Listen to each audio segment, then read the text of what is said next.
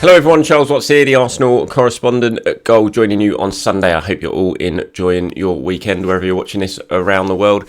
Only 6 more days to wait until Arsenal return to action with that huge game against Leeds next Saturday at the Emirates. Lots of international football going on now. Of course, we'll talk about that in this video. We'll look at some comments that Gareth Southgate's made on Folarin Balogun. We'll look at Emile Rowe, who had a big night with England under 21s last night, and a few other things as well. But we've got to start today on, and I'm sure you've all seen it by now, that tackle by Rodri on Martin Odegaard. Oh my God, how bad was that? Fortunately, Martin Odegaard's fine, or seems to be fine. He played the full 90 minutes. This happened at 0-0 in the first half. He went on to play the full 90 minutes. Spain won 3-0 in the end. And he finished the game. He spoke about it afterwards. He seems fine, which is a good thing. But God, that was such a bad tackle. I have no idea how that cannot be a penalty or a red card, to be honest, because when you look at the replays, there is absolutely is endangering the opponent. There is no control whatsoever in that incident. You know, he has gone sliding in, yes, to block a shot, but he's gone sliding in, studs up, ankle height, and cleanly taken out the player. How Martin Odegaard has avoided any sort of injury there, again, is just beyond me. It was such a bad tackle. Odegaard's clearly fuming about it. You saw afterwards, he said, I'm pretty sure I should have had a penalty. He's coming in, studs right on my ankle, but I'm sure I'll get punished if I say any more. I don't bother saying anything else about the referee. It's better not to say anything. Norway manager Stella Selbakken, slightly more forthright in his comments about it, said it's a clear penalty. He finishes the shot and you can see the foul after. If I knock someone down after the ball had gone, that's a penalty. I get a little bit bored of this. What I see on the replay is exactly what I saw from the bench. There's a bit of French arrogance going on here. That's the way it is. It's unbelievable. The referee was Benoit Bastien from France, so that was his Selbakken reference that at the end. Yeah, it was just so... I can just imagine Mikel Arteta must be sitting back at London Colney during all of these games, literally just watching them all like that, because it must be so nerve-wracking. When he sent them all out on their international duty, the last message he sent to them was, please come back fit, do not get injured. Got 10 huge games to go here to try and win the league, do not get injured. And one that I think probably Martin Odegaard and Thomas Partey, probably the two players you least want to get any sort of injury. When you see tackles flying in like that, and look, I'm not sitting here saying that Rodri did it on purpose because he's a Man City player and he'd done it because Odegaard's playing for Arsenal. When you look at a replay, it's such a split-second thing. He probably doesn't even have it in his mind who it is or whatever. He's just flying in there. I know there's lots of conspiracy theories going around on the social media that disagree with me on that one, but I'm sure that's not in his mind. But I mean, I just don't get how referees can't protect players. Well, not protect them because the incident's already happened, but you've got to punish players for challenges like that. It was so bad. And the fact he's got away scot-free, it was 0-0, that had to be a penalty. And then Norway could have gone on, taken the lead, maybe gone on and won that game. But instead, Spain go on and won 3-0. So you can understand why the Norway camp are really, really angry. But yeah, it was such a terrible challenge there. And I can understand that Martin Odegaard...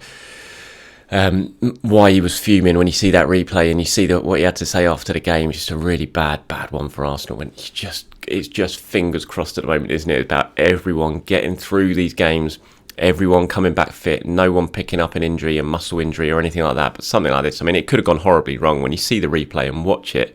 And I've watched it too many times now because it keeps popping up. Everyone's sharing it on my timeline. But you just watch the slow motion of it and you just think, how's he not got injured there? He just cleanly took him out. It was such a clean studs on ankle challenge. Now, it could have been a ligament, it could have been an ankle breaker, it could have been anything. So for him to walk away and be fine and carry on the game and hopefully have no issues whatsoever, I'm sure he'll have a swelling on it over the next couple of days.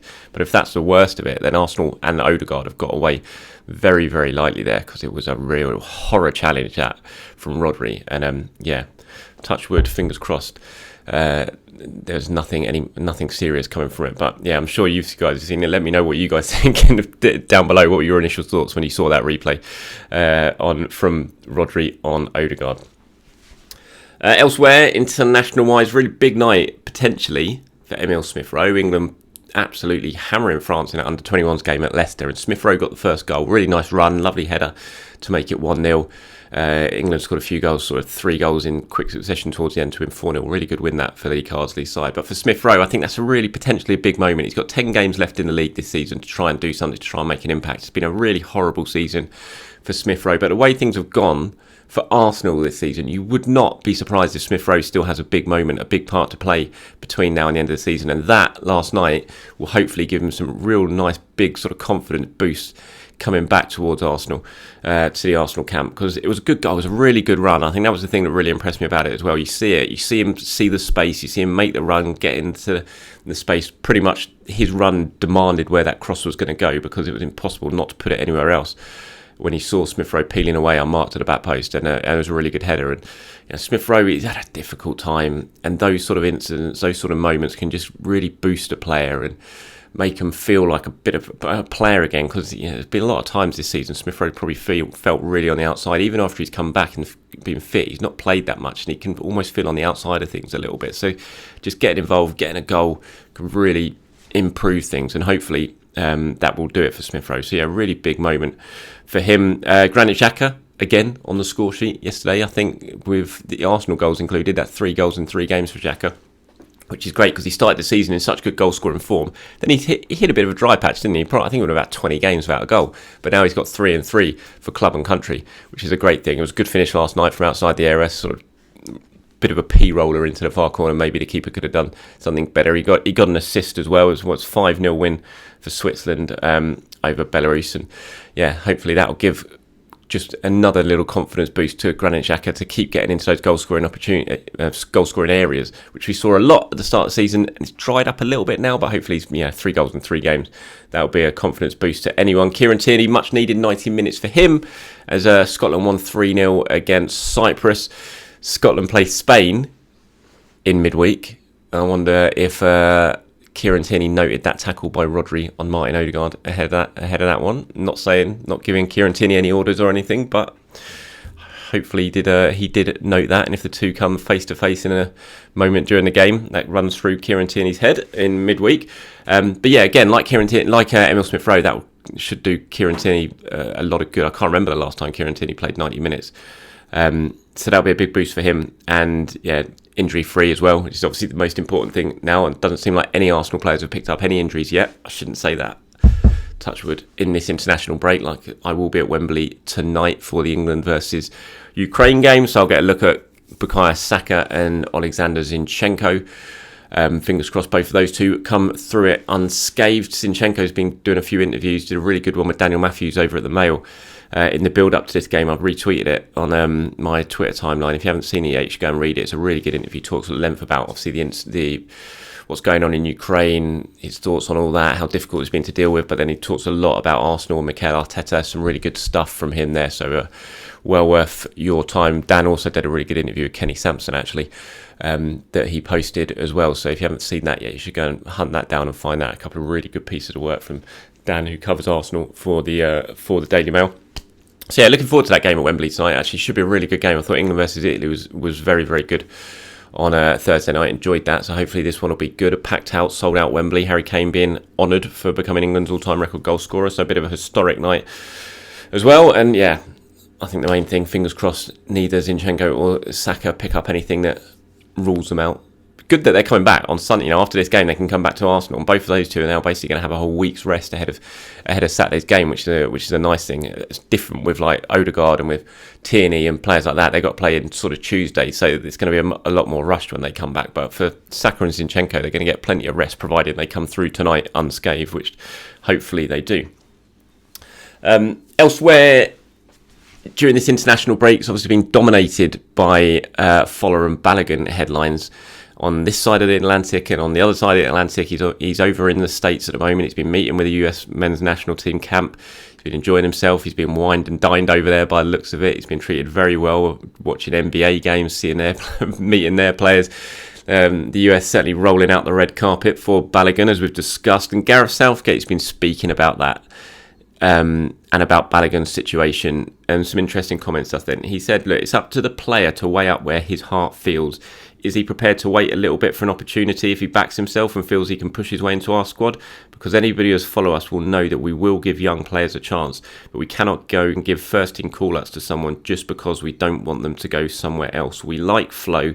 He has obviously not had an opportunity in the Premier League yet, so we have to weigh up those goals to Ivan Toney, for example, or Ollie Watkins or Eddie Nketiah, who has done really well with the opportunity he has had at Arsenal.